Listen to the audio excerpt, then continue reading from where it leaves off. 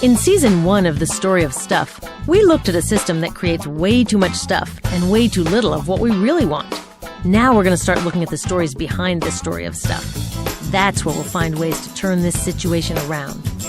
Welcome to Season 2.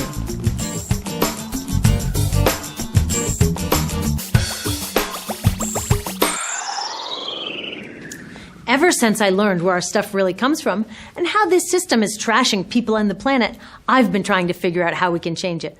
I've read a lot of these. 100 ways to save the planet without leaving your house. 50 simple things you can do to save the earth. The Little Green Book of Shopping. I thought these might have the answers, but their tips all start here, with buying better stuff. And they all end here, with recycling all that stuff when I'm done with it.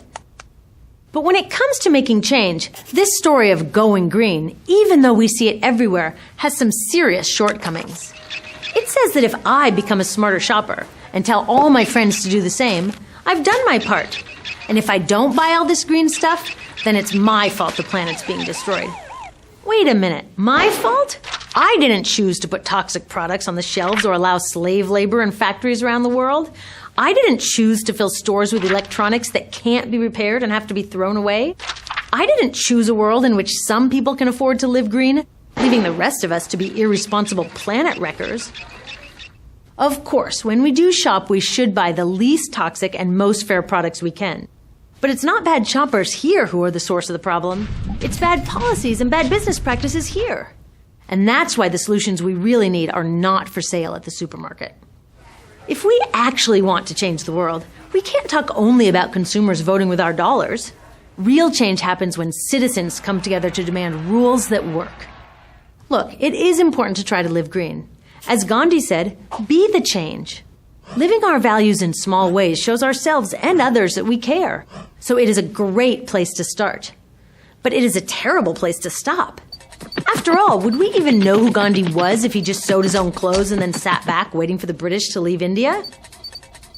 So how do we make big change? To answer that question, I went back and looked at Gandhi, the anti-apartheid movement in South Africa, the U.S. civil rights movement, and the environmental victories here in the 1970s. They didn't just nag people to perfect their day-to-day choices, they changed the rules of the game. It turns out there are 3 things you find whenever people get together and actually change the world. First, they share a big idea for how things could be better. Not just a little better for a few people, a whole lot better for everyone. And they don't just tinker around the edges. They go right to the heart of the problem, even when it means changing systems that don't want to be changed. And that can be scary. Hey, millions of us already share a big idea for how things can be better.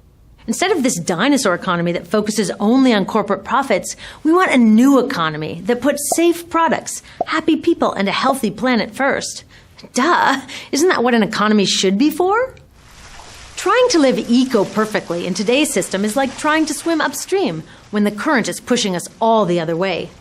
But by changing what our economy prioritizes, we can change that current so that the right thing becomes the easiest thing to do. Second, the millions of ordinary people who made these extraordinary changes didn't try to do it alone. They didn't just say, I will be more responsible. They said, we will work together until the problem is solved. Today, it's easier than ever to work together. Can you imagine how hard it was to get a message across India in 1930? We can do it now in less than a second. Finally, these movements succeeded in creating change because they took their big idea and their commitment to work together, and then they took action. Did you know that when Martin Luther King Jr. organized his March on Washington, less than a quarter of Americans supported him? But that was enough to make change because those supporters took action. They did stuff. Today, 74% of Americans support tougher laws on toxic chemicals. 83% want clean energy laws. 85% think corporations should have less influence in government. We've got the big idea and the commitment. We just haven't turned it all into massive action yet. And this is our only missing piece. So let's do it. Making real change takes all kinds of citizens, not just protesters. When you realize what you're good at and what you like to do, plugging in doesn't seem so hard. Whatever you have to offer, a better future needs it. So ask yourself, what kind of change maker am I? We need investigators, communicators, builders, resistors, nurturers, and networkers. At storyofstuff.org, you can explore these types of changemakers and find your first or your next step to take action. Being a responsible citizen starts with voting. That's one of those basic things that everyone's just got to do. But it gets way more exciting and fun when we put our unique skills and interests to work alongside thousands of others. I know that changing a whole economic system is a huge challenge. It's not easy to see a clear path from where we are today to where we need to go. And there's no 10 simple things we can do without leaving our couches. But the path didn't start out clear to all these guys either. Dr. King said, faith is taking the first step even though you don't see the whole staircase. So they worked hard to get organized, practiced the small acts that built their citizen muscles, and kept their focus on their big idea. And when the time was right, they were ready. It's time for us to get ready too. Ready to make change and write the next chapter in the story of stuff.